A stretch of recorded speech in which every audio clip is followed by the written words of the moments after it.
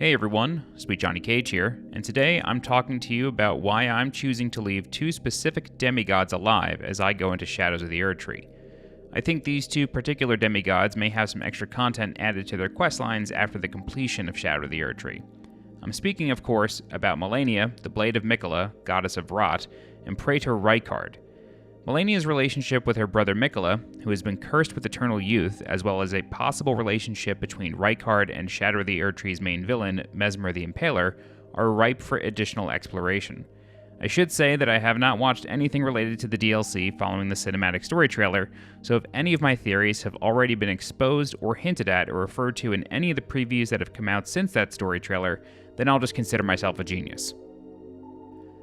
I want to caveat this little essay by saying that I know some may feel it's unfair for From Software to add content to the base game that folks who may not be able to purchase the DLC won't have access to.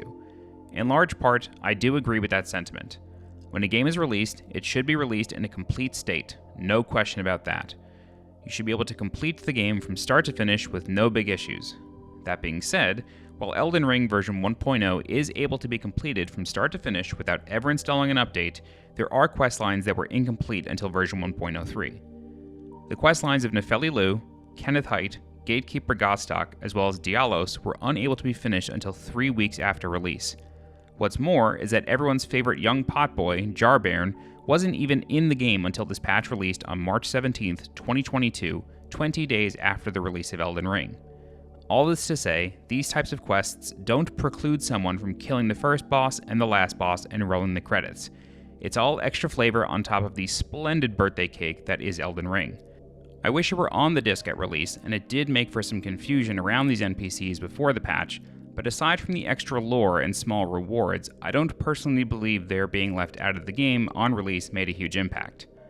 With this 249-word caveat out of the way, let's get to the reasons I'm leaving Malenia and Rykard alive. The reason I'm choosing to leave Malenia alive harkens back to the original Dark Souls.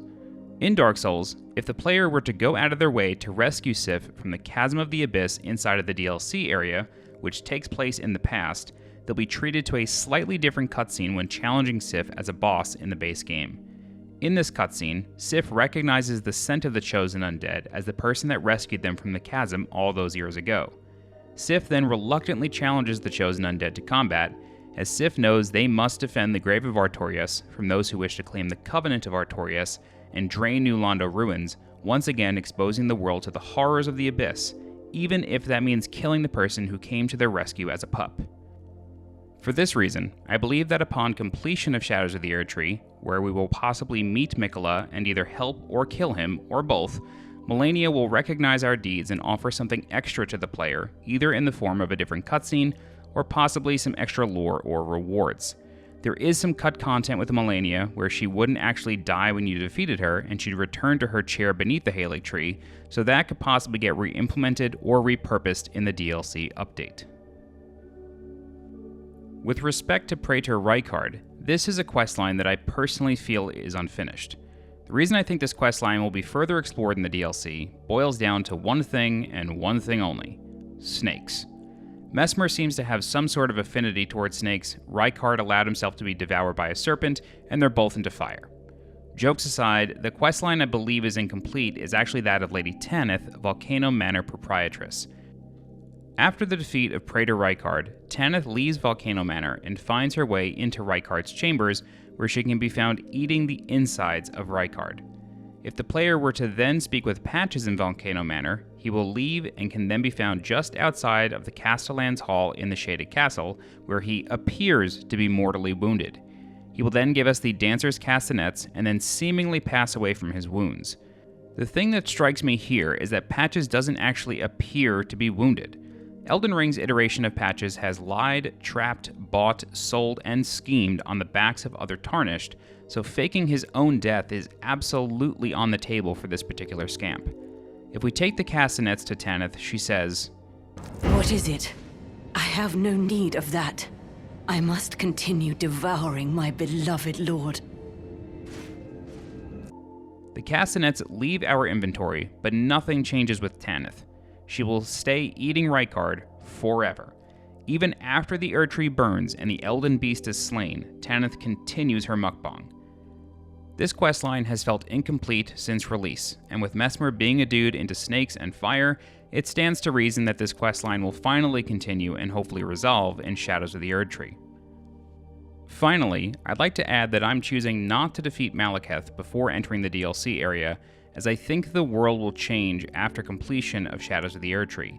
I thought Miyazaki had said as much a while back in an interview, but after searching for it while making this video, I can't find the quote anymore. Changes in the world have happened in Souls DLCs before, most notably in Bloodborne.